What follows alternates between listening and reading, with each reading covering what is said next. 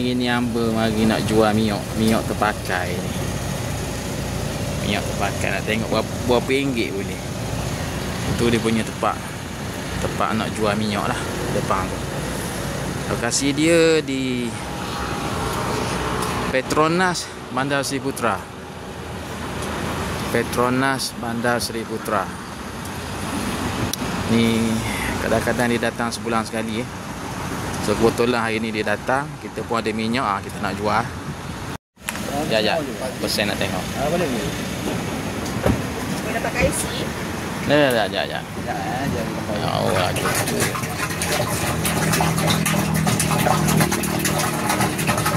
Enak benda minyak ni. Biodiesel. Biodiesel. Oh. Pakak molek.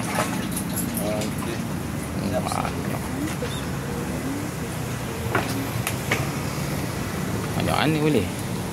7 kilo. Ke berapa? Ya bang. 7.05. 7.05. Oh, beres. Okey, setelah ditimbang dalam 7 kilo lebih sikit, RM3 sekilo, so dapat duit dalam RM21.15. Itu cerita dia. RM21.15. Jadilah. Ini dia punya tempat pembelian dia. Okey. Siapa ada minyak terpakai boleh lah mari jual dekat sini. Ada boleh juga BT sikit sebanyak.